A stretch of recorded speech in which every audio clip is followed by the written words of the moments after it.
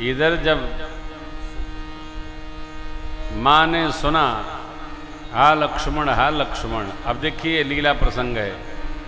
माँ ने सुना, माया स्वरूप है माँ का, लक्ष्मण जी से कहती हैं भैया आपके भैया संकट में हैं, आप जाकर संभालिए। श्री लक्ष्मण जी कहते हैं माँ संकट का भी संकट जिसके स्मरण मात्र से टल जाता है उनको क्या संकट आएगा। भगवान ने माँ को लीला प्रसंग आगे बढ़ाने के लिए आज्ञा दी थी। लक्ष्मण जी बीच में लक्ष्मण हूँ यह मर्म न जाना जो कछु चरित रचा भगवाना, लक्ष्मण जी बीच में आए नहीं।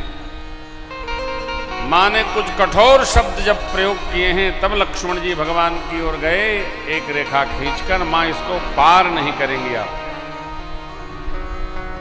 सोन बीच दस्कंदर देखा आवा निकट यति के वेशा।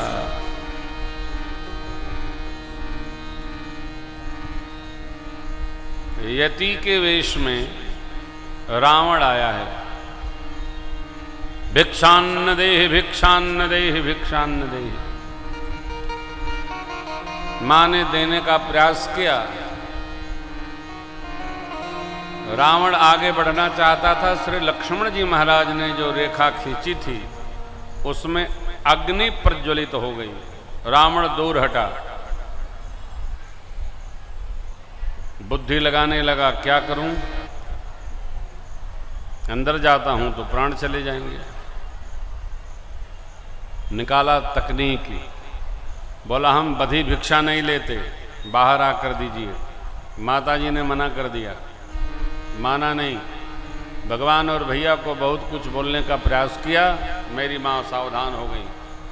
भगवत आज्ञा का स्मरण करके माताजी रेख लांग जैसे बाहर भिक्षा देने आई, रावण ने चरणों में वंदन किया, धरती खोद कर माता जी को उठाया और रथारूढ़ कर लिया।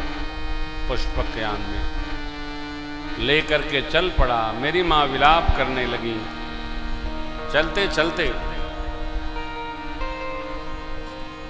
रावण से गिद्धराज जटायु जी महाराज का युद्ध भया है विकराल। जटायु जी महाराज ने इतना चोंच चोंच मारा, रावण विदीर्ण हो गया। अब मेरी मां को तो जाना है लंका, इनके विनाश हेतु। जटायु जी महाराज को सावधान करते हुए मां ने कहा, तात रावण के चंद्रहास से सावधान रहिएगा। रावण इतना मार खाया था जटायु जी महाराज के पंखों और चोंचों और पंजों से, उसको विस्मरण हो गया था चंद्रहास का। मां के बोलते ही चंद्रहास उसके कर में आया और दोनों पंख जटायु जी महाराज के काट दिए। काट से पंख पराखग धर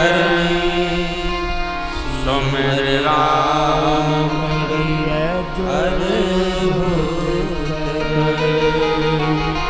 लेकर चला मां को पुष्पक यान में। कपियों को विचार विमर्श करते देख मां ने अपने वस्त्र आभूषण कुछ पर्वत शिखर पर गिरा दिए।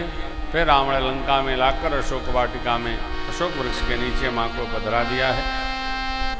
राजभवन को गया। भगवान मारीच को गति प्रदान करके जब चले हैं, लक्ष्मण जी को आते देखा तो भगवान ने बाहिज चिंता किया, बहिर चिंता किया, दिखाने मात्र के लिए। लक्ष्मण जी से प्रभु कहते हैं, भैया सियाजू को आश्रम में अकेले छोड़ा है, मेरा मन कहता है सियाजी आश्रम में नहीं है।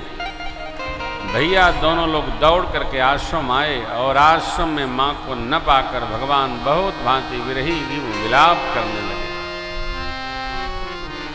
पशुओं से, पक्षियों से, वृक्षों से, लताओं से लिपटते मिलते भगवान पूछते चले जा रहे हैं, हे खग मृग हे मधुकर सेनी, तुम देखी सीता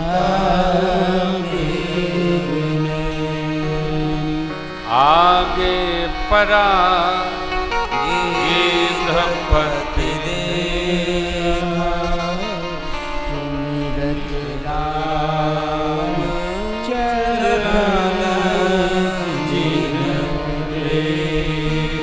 भगवान ने आगे बढ़कर गिद्धराज जटायु जी को गोद में उठा लिया। राघव गीध गोद करी, जटाओं से भगवान ने उनके पंखों को निर्मल किया है और पूछे, हे तात, आपकी ये गति किसने की? जटायु जी महाराज कहते हैं, नाथ दशानन यह गति की, तेह सठ जनक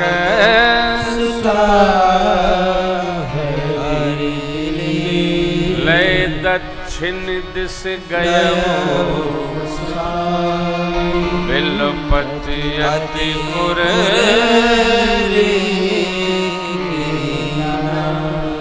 जटायु जी के द्वारा बताए गए व्यवहार को सुनकर मेरे परमात्मा के नेत्र झरझर आ उठे। ये देखिए, यह वह देश, वह धरा, जहां एक पक्षी भी दुनिया के दुर्दांत आतंकवादी रावण से अपनी बहू रानी की मर्यादा रक्षा हेतु तो भिड़ गया। जटायु जी जानते हैं कि रावण क्या कर सकता है, परंतु शरीर में शक्ति रहते हम रुक नहीं सकते, हमको युद्ध करना पड़ेगा, जीवन है तो लड़ना पड़ेगा। महापुरुषों का ऐसा चिंतन है, शक्ति और क्षमता, बल पौरुष शरीर में है तो परिणाम की चिंता किए बिना देश के लिए, धर्म के लिए, सत्य के लिए संघर्ष से पीछे कदापि नहीं हटना चाहिए। जो होगा होगा। उसी का हम लोग अमृत महोत्सव पर्व मना रहे हैं।